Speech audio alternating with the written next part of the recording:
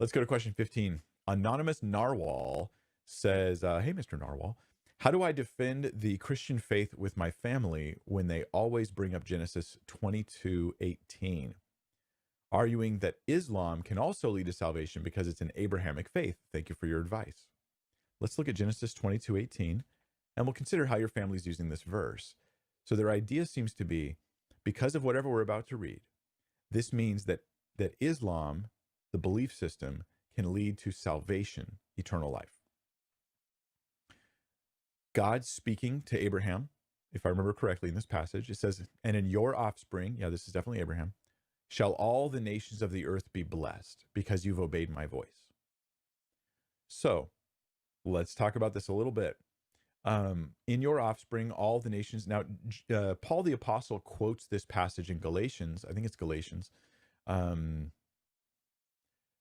he refers to this as being Jesus specifically. So in your offspring, in Jesus, all the nations of the earth will be blessed. This does seem to be a reference ultimately to Jesus. That this is, yes, there's a blessing that comes upon the world through Israel and through God's work in Israel, but the funnel of that blessing comes down to the person of Jesus. Now, I don't really know how your family would use this to say Islam. Is it because all nations will be blessed? Are they thinking Islam is the nations that are being blessed, or are they thinking Islam is the offspring? Which one are they thinking? I don't know which one they're thinking. If Islam is the offspring, how does that make them saved? If offspring is a whole multitude of people, we know that lots of Jews aren't saved, even in the New Testament times. We read it earlier in Romans 9 where Paul's like, I'm grieved continually because so many of my fellow Jews are not saved. So just being the offspring of Abraham doesn't make you saved.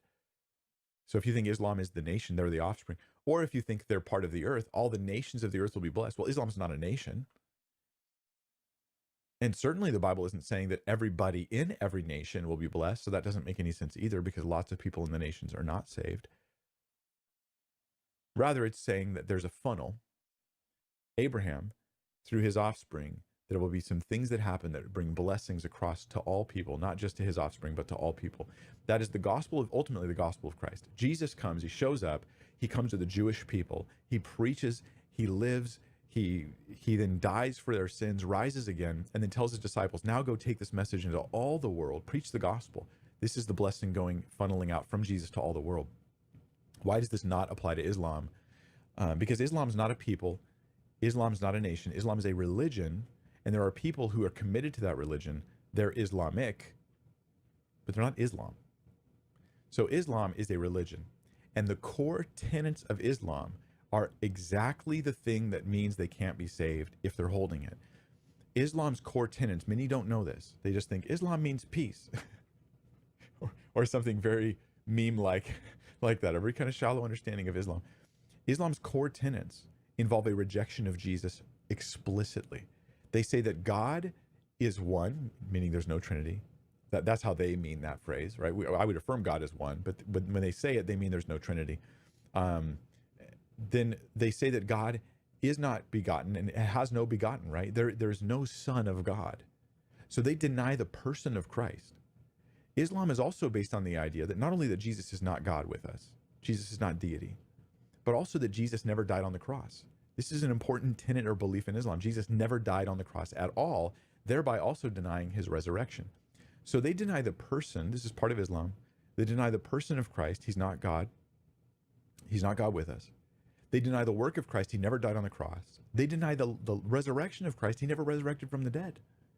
These are core tenets that are part of Islam. So the blessing that came through Abraham was through Jesus, and Islam, the belief system, rejects that person and that blessing. So this is a serious problem. Now, there's probably some Muslims who are uninformed, just like there's Christians who are uninformed. There's Christians who are probably like, they're witches. They're into witchcraft and Wicca, and they go, I'm a Christian witch. And you're like, dude, you don't even know what those words mean anymore. So there's Muslims who would be like, I'm Muslim. And you ask them what they believe about Jesus. They go, oh, he died for my sins and rose again. And you'll be like, oh, you're a Christian. You just think you're Muslim. And I'm happy for that. I'm glad for this. But Islam, those who hold faithfully to the beliefs of Islam, have rejected core necessary truths about the one who can save you. So your family, I don't even know how they're using this verse. I'm so confused by this. It's just a verse out of context, unfortunately.